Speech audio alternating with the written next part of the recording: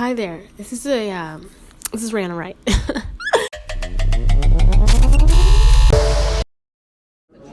I mean, really, I don't know why you're asking who was your favorite, because like every last one of them, like, wow. Yes, thank you so much. I have a heart, like, yeah, they're all so special for their own reasons as well. But I'm just curious how people respond and which ones they respond to most. Oh, did you hear that? No, I didn't hear it. Patricia Shirley, she really loved Patricia Shirley because you've been to Halifax. Yes, yeah. So that's the woman who sang every dream for all movement. So an amazing gospel artist, and as soon as we saw her audition today, it was just like a no-brainer. So wow. She's fantastic. But where did the Tweetations review come from? It's just everything I love, okay? I just love nature, Black music, performance, film, animation. So it was a way for me to just create and present everything I love all in one project. Also, I think really originally I wanted to make a feature film, an animated feature film that is basically a biopic, following sort of the rise and fall of a music group.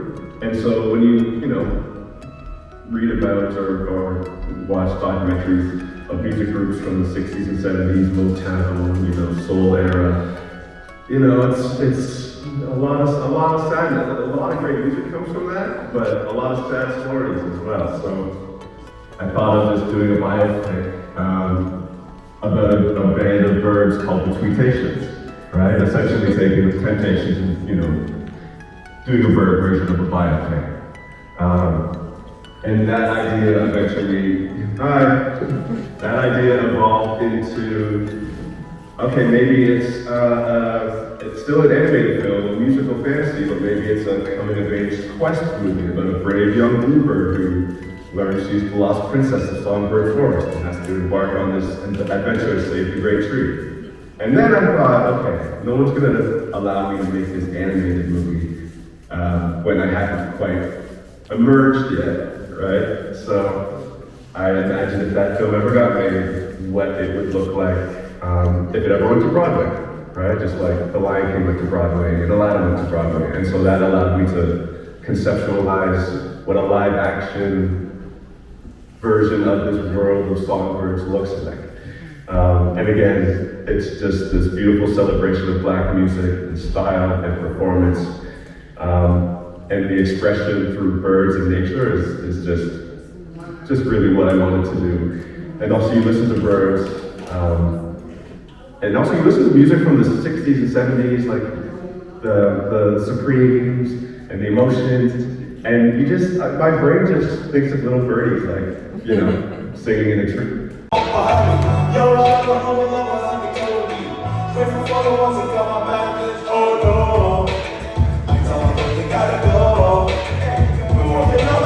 So all of that to say, a lot of references and a lot of things that already exist went into making this film and celebrating culture and wanting to show people or remind people about our connection to nature through things we can all relate to, right? Through their music and music we love, and Black artists, right? Thank you so much, Fraser. Okay, Kayla has a question. What's your question? What's next for the Tweetations? Yeah, what's next for the after Tweetations? the festival run? After the festival run, what's next for the Tweetations? I really I want to make this film public, so I really want to get distribution in some way. I don't know what that looks like yet. Maybe we'll get on the CDC Gem because I have to have those meetings. But yeah, really just releasing the film, getting more eyes on it, having everybody fall in love with the film. And in 2025, I received grant funding to make the Tweetations review live. So we're going to do like a live stage review, so just a wider range of music and performance, and just something to bring people together and just celebrate arts and nature. And eventually, we're starting in Toronto, but eventually I want the project two people all can travel. So, you know, we're coming to Halifax. Well, I mean, I was gonna ask if the Merge Men's team could come up to Toronto for it too. But you can come here too. Why not? It's good, so we can all. Oh yeah, no. Okay. No, and and there's so many talented people in Halifax, so, Yeah. you know, maybe there's a Halifax branch to this, you know, this project, or maybe some Halifax talent becomes involved in the project. But anyways, that's the most immediate and sure thing that's happening.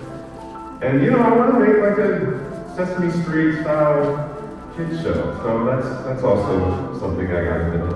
Good for you, Fraser. Any other questions? So, okay, you go ahead. Yeah, I was going to ask Zoe, I just want to make a statement about your film concerning racism, or Canada's on-track racism. I thought it was very moving. It's definitely a discussion piece that is needed. A lot of people do try to like push those issues away. I just had a question because I thought that was so touching. What is next for you? Thank you. Yeah, I appreciate you watching the film. I'm glad you enjoyed it.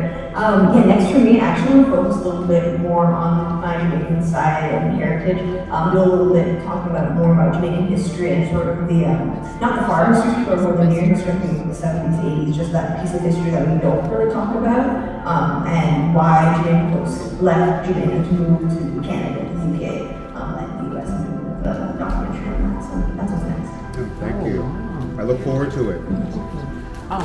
Zoe, I had one just regarding you yourself. Like, can you just speak more to the part when you're talking about like, you know, touching your hair and that kind of thing? Like, can you just speak to like your maybe was that like a personal experience, you know, of or is that still a personal experience of you know that type of I don't know what's the word intrusion? Yeah, no, I mean, at the time, I also went to art school, so I think people were very like, open about how they spoke about things, so that was definitely a personal experience that I faced on puberty. It doesn't happen as much now. I think, you know, maybe times have evolved, people said, you know, that's not okay to do. Also, I spend my time between Canada and the US, so living in America is just a whole different vibe. But yeah, no, it doesn't happen as much, but like I guess with my brother, he still does experience a lot of those, like, just little things or big things that still happen in our society. So it's still definitely an issue, just it's probably more good. Thank you. And your hair is so gorgeous. Does anyone have a question for Zoe? Maya's of African Rifles. So thought it was really interesting that they got weapons in the first place. And there's a lot of talk in Nova Scotia. There was when World War I happened, initially they would not allow black people to enlist at all. And eventually they broke that down and there was a second battalion, but I believe that they were never allowed into combat. They were always supporting combat. That's right. But they never got one. Construction. Right. Construction. So I thought that the fact that they got armed in the first place was really very different from what has happened since then. Yes, and thank you for, it was great to be able to be a part of this. Yes, and that was one of the things we found was, we went down so many different rabbit holes doing research on this film. And so it was always a challenge to bring back my two producers back onto the main focus. But yeah, they definitely struggled. Initially, they were just given, you know, just the remnants of what was around,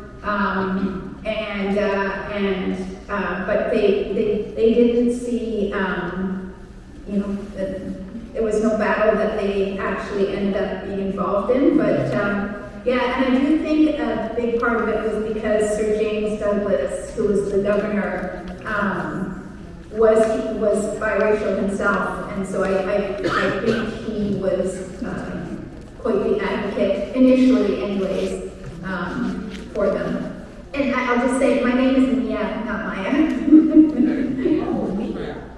Zoe, so you're Jamaican? Yes, yeah, both sides, fully 100%. Okay, yeah, I'm Jamaican too. Oh, awesome, we should do a collab. Yes. So my question is for you, Mia, and you just touched on a little bit about your producers. But I was wondering if you could tell us a little bit about that process of retrieval of the archives, how you were getting newspaper blurbs from the 1800s. That sounds like a difficult task. Yeah, it was a challenge for sure, and we sought out different archives. We had a really great, we have a really great museum here in Victoria, and so they had a fair amount of material that we were able to access. And then Kelly, who was the other producer and also the DP and editor, she was able to get some, but most of it we were, and most of it was here local at our museum. Yeah, it was a lot of digging. Being able to speak to the authors, look at where they got some of the information, and then just going to the museum was really kind of a landmine. Does anyone have any other questions?